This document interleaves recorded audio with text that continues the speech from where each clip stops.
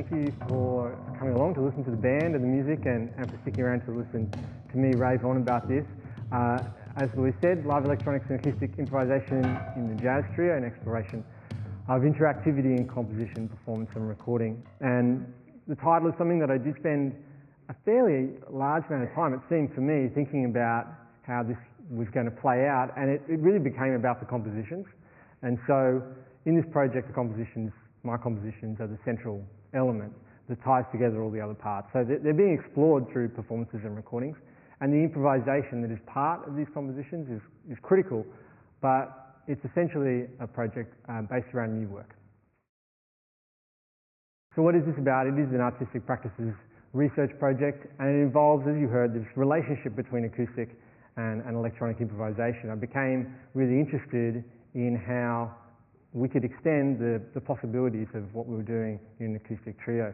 I'm a modern jazz musician, I suppose, and what that involves, I think, being a jazz musician in the 21st century is someone who assimilates a lot of influences from different points and is interested in different types of music and interested in the possibilities of where jazz can go. And there's a great quote from Duke Ellington. Gary Giddens cites it saying, Ellington says, "I don't know how such great extremes can exist under one heading as they do now." And that was in the 60s. So I think we've probably gone a little bit further than that. And so I'm quite interested in how we can, as a trio, we can take these possibilities of improvisation further.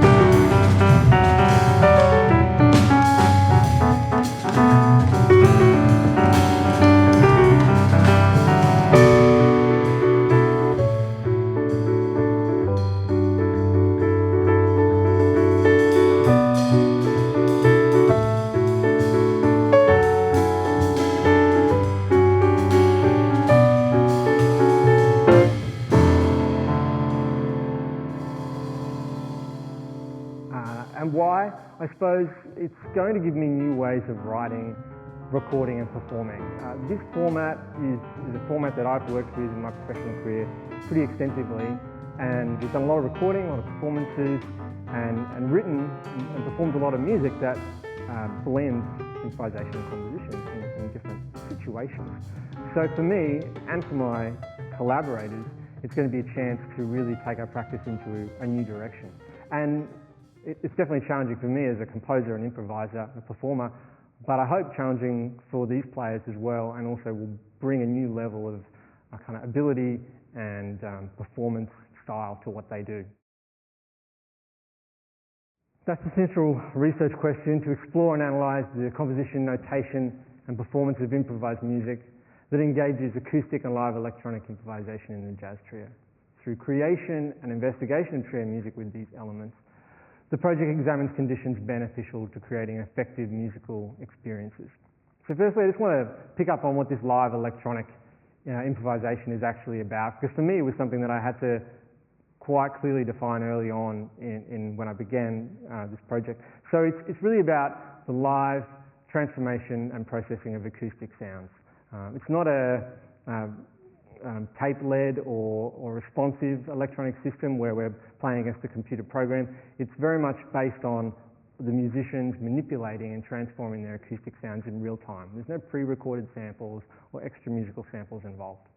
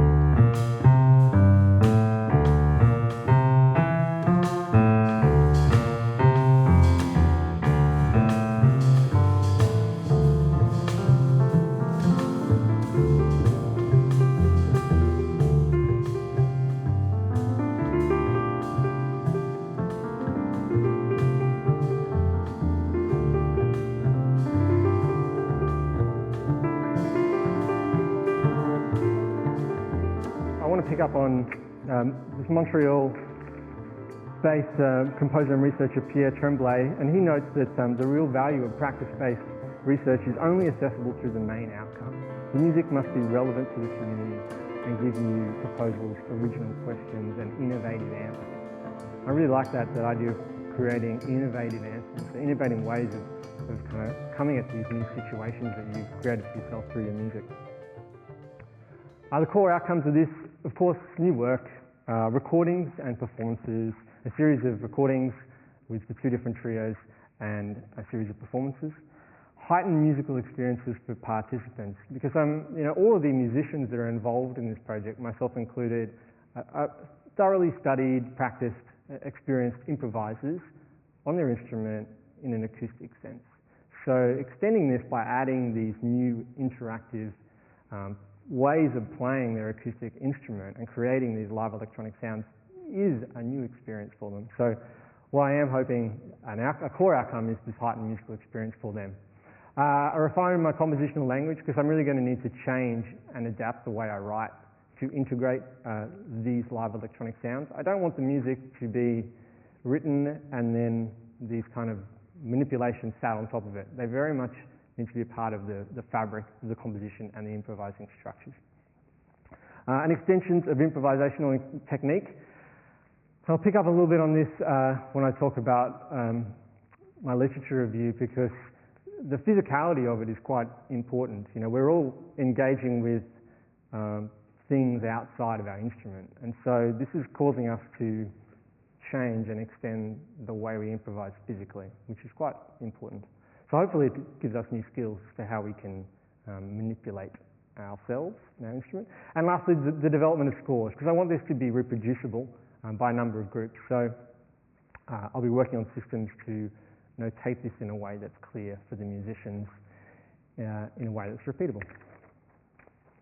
I've broken the literature review up into three clear sections: influential artists, live performance examples, and inspirational texts. So let's just take a look through each of those.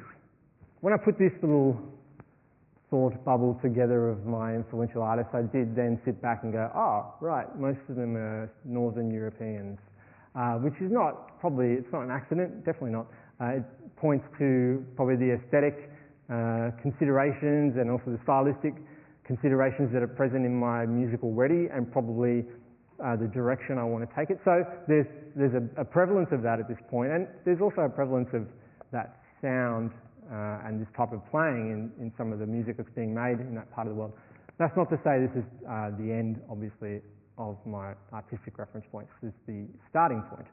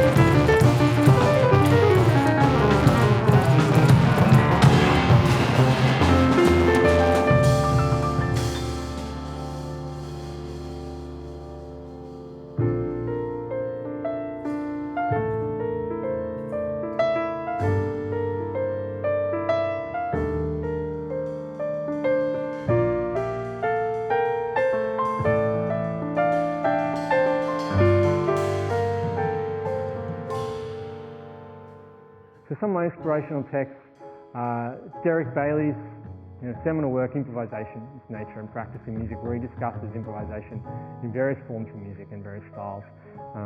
And a really important part of that text for me is the chapter on the Music Improvisation Company, a group that he formed in the late 60s, which involves the use of live electronics. And Hugh Davies, the laptop musician in this, talks about how in that group they were looking for sounds that were not associated with traditional synthesizers, and they were trying to use them to extend the music forwards and backwards. And for me, that's an interesting concept of how these sounds can take the music into a new place or kind of bring it back deeper into itself and remove elements of the sound. And they also note, as part of their practice in creating this music, that they highly valued free improvisation. And I noticed that a lot of these groups, and a lot of the artistic influence points for me, have placed a heavy value on free improvisation as an exploration method for this type of music making. Sarah Nichols, British researcher and composer and piano player, has got a great piece in the Leonardo Music Journal, seeking out the spaces between using improvisation in collaborative composition with interactive technology. And in fact, her research since 2007 has really deeply involved the use of piano and live electronics. And she's interested in creating responsive performance environments at the piano, using improvisation as a methodology for interacting with technology in a meaningful way. So she also explores a lot of these questions of physicality. She's quite interested in how this can happen from a physical space. So her piano lab, a research centre called the Piano Lab, is set up very much with the piano in the central location and then a variety of live electronic situations around it so that she can test these different ways of creating sound in different pieces of music. She also says to have the performer improvise with technology means to unlock an inner physical language, to find both what is possible and natural, but also what is unnatural, or outside the natural body language, which for me as a piano player is definitely relevant. Reaching in and manipulating the iPad and pushing buttons here and there is very unnatural to my normal way of improvising. So these are questions to be explored, and I think for all the players this is a very unnatural way of improvising. Tune Ase, who's a Norwegian singer and researcher, has done a lot of work in research in voice, live electronics and improvised interplay. And it was great to come across a singer because the other trio involves vocals. So I've been reading a lot of her work, which I identify with quite strongly, and she talks about using live electronics as a disconnect from rhythm, melody and harmony. So using it to completely separate from the normal musical structures, and using sound as the central piece of musical material. She's heavily influenced by free jazz, avant-garde rock, Western classical music in creating her modern jazz. And she also says that the electronic processing, and she uses primarily a duo with percussion and voice, and she says it creates distance from and transformation of the natural vocal sound. And I was really interested in this distance from, how far can you take it from the natural acoustic sound that we hear all the time. But she also, in the duo with percussion, they play 100% improvised material, but she also plans for some of these improvised scenarios. They don't compose them, but they do plan for them. And she has 4 key areas to plan. That being broadening, so adding to the sound; narrowing, so filtering the frequencies and kind of sonic areas; placing, so putting the sound in a different space; and reconstructing, so changing the sound. So by using these different categories, she's able to use the live electronics to take the music to these different areas.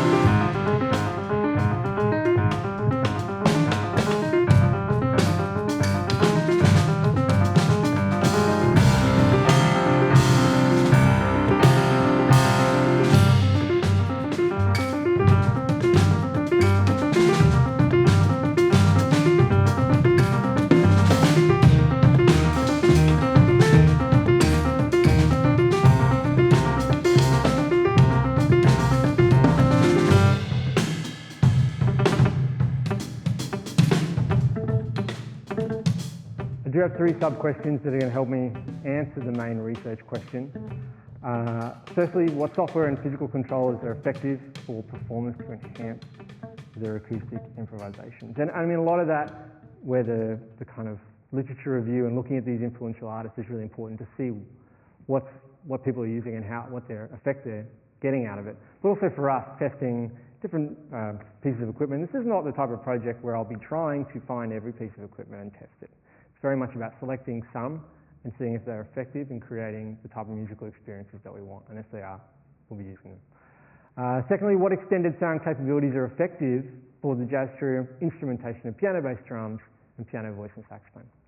Some of these live electronic sounds, manipulations of the acoustic sound are going to really work for what the ensembles do, and some of them are not. They might be great ideas and great sounds in their own right, but as a collective it's not going to work. So it's an important question as to what kind of sound capabilities can transform our sound and how they can be used to create core musical content like rhythm, melody and harmony, and how they can create more kind of textual and dynamic kind of music areas. Lastly, how can contemporary music notation include the application of live electronics and acoustic improvisation? Even for us today, playing some of this stuff, because there's so many possibilities with how we can use these live electronics in an improvised sense.